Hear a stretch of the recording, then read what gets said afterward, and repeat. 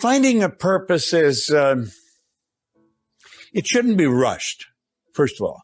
A lot of people are rushing, hurry, I got to get a purpose, And if they do settle on something, it's usually not meaningful, and it's not real, and it's not really their purpose. Our purpose is what we love to do. And too many people, they think they love to do something, but I couldn't earn any money at it. I give you a good example. I was talking to a doctor in Phoenix, and he was telling me he was thinking of leaving the profession. He was going to quit. And I said, why are you going to quit? Well, he said, you can't earn the money at it. He said, we're putting in more time to earn less money. He said, the medical profession's in a bit of a mess. And I said, well, why did you become a doctor? Well, he said, I love it. Well, I said, why would you want to quit it? You see, I think he got the idea that you got to earn money at it. You don't have to earn money. Let's set the money aside for a moment, and that's another subject. How do you select a purpose? You find out what you love to do, and then you dedicate your life to it. Now, I'm very fortunate because I can earn a lot of money living my purpose, because my purpose is in a very profit-oriented type of service. Not everybody is. The doctor couldn't do that. But I said, if you wake up every morning and you love what you're going to do, you're a rich person. And I said, you can earn money at something else. I said, your purpose is spending your days doing what you love to do. That way you get satisfaction from how you spend your days. And we should get a lot of satisfaction from how we spend our days. And I said, you can set up multiple sources of income. You don't earn money from working. Working is the worst way to earn money. In fact, Hill put it very well, Napoleon Hill. He said, if you're one of those people who believe that hard work and honesty alone will bring riches, perish the thought is not true. He said, riches, when they come in huge quantities, are never the result of hard work. Riches come, if they come at all, in response to definite demands based upon the application of definite principles and not by chance or luck. So it's a matter of providing service. I was providing service last night when I was sleeping. Therefore, I was earning money last night when I was sleeping. Now, if you really pay attention to what you're doing and start to understand the laws governing compensation and growth, you can earn as much money while you're sleeping as you'd ever spend when you're awake. In fact, you can earn more when you're sleeping than you could spend when you're awake. So the doctor misunderstood. He thought the purpose, you had to earn money, and you don't.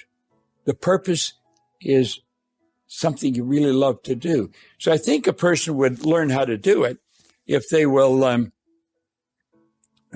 if they'll take the time every day for a while. They may have a little pad and like a little journal or something and a pen, and put it near their favorite chair. And every morning they're going to get up and they're going to think about creating their purpose.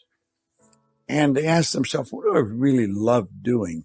And they start jotting down the things they love to do. And then, how would I like to do that all day, every day? How would I like to spend my life doing that? Well, you're going to hit on something, and that's what your purpose is. Like, my purpose is to live and work in a prosperous environment that encourages productivity and pleasure so that I can improve the service I render to my family, my company, my community, my country, and ultimately the world. That's my purpose. And that's what I do every day, all day. And I love it. So you see, every day I have a good day because I'm on purpose. When I get out of bed, I know why I'm getting out of bed. Your purpose is why you get out of bed, why you go to work, And I was fortunate enough to figure out what I love doing.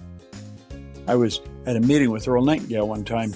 I went to Chicago. I was fortunate enough to get an hour with him. This was way back in the early 60s. And I phoned, I got an appointment, and that was it was quite an accomplishment itself. He was the most listened to man in the history of the broadcasting industry of that time. Now, Earl was he and Lloyd Conan, his partner, really started the personal development industry as we know it today in recorded fashion at the Nightingale Conant Corporation. And anyway, I was with him for about an hour. It was really a rich experience. I observed how his office was set up. He had a book holder on his desk, a holder that held a book open. I have a book holder on my desk, and that's why. And I asked him, I said, why do you have that book open? He says, I studied that one page for a long time. I want to get it into my mind. I want to learn to think that way. And so I picked that up from him. But when I was leaving, I said, Earl, what's the big deal in life? Like, what's the real secret of life? Well, he says, there's no secret to it. He said that the trick of life is to discover what you love to do and then make a decision that you're going to dedicate your life to it. He said, the problem with most people is they never decide what they love to do. I'm going to tell you, I got so jazzed right at that moment because I knew exactly what I wanted to do. I wanted to do what he was doing, and I wanted to do it with him. And you know something?